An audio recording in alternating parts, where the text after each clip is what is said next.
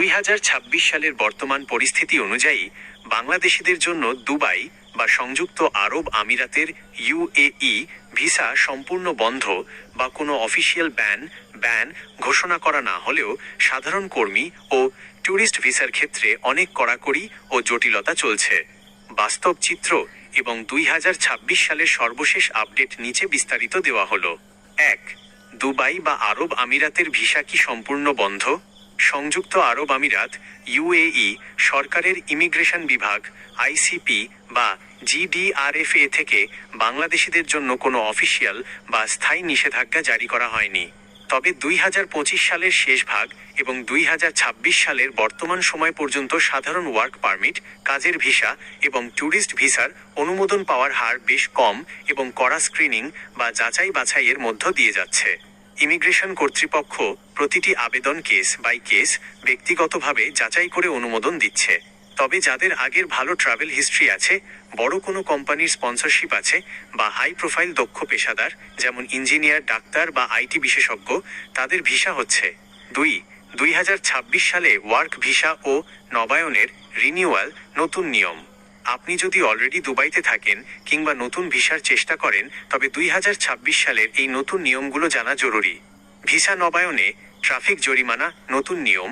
2026 সালের ফেব্রুয়ারি থেকে কঠোর নিয়ম করা হয়েছে যে আপনার নামে কোনো ট্রাফিক ফাইন বা জরিমানা থাকলে তা সম্পূর্ণ পরিশোধ না করা পর্যন্ত রেসিডেন্সি বা কাজের ভিসা নবায়ন করা যাবে না। 3 বছরের চুক্তি ফিক্সড টার্ম কন্ট্রাক্ট। আগে কাজের চুক্তি সাধারণত 2 বছরের হলেও 2026 সালের নতুন শ্রম আইন অনুযায়ী অনেক কোম্পানি 3 বছরের জন্য চুক্তি করছে, যা কর্মীদের চাকরির স্থায়িত্ব বাড়াচ্ছে। সালামা প্ল্যাটফর্ম ভিসা নবায়নের পুরো প্রক্রিয়াটি এখন সালামা নামক এআই চালিত ডিজিটাল প্ল্যাটফর্মের মাধ্যমে দ্রুত সম্পন্ন করা যাচ্ছে। 3.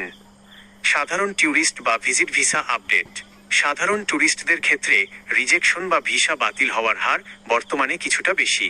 তবে ট্রাভেল হিস্ট্রি ভালো থাকলে এবং সঠিক হোটেল বুকিং, রিটার্ন টিকিট ও পর্যাপ্ত ব্যাংক ব্যালেন্সের প্রমাণ থাকলে ভিসা ইস্যু হচ্ছে। উল্লেখ্য, সম্প্রতি জুন 2026 থাইল্যান্ড, ফিলিপাইন সহ 6টি দেশকে অন অ্যারাইভাল ভিসা দিলেও বাংলাদেশ এই তালিকার বাইরে রয়েছে। প্রবাসীদের জন্য জরুরি সতর্কতা ও পরামর্শ।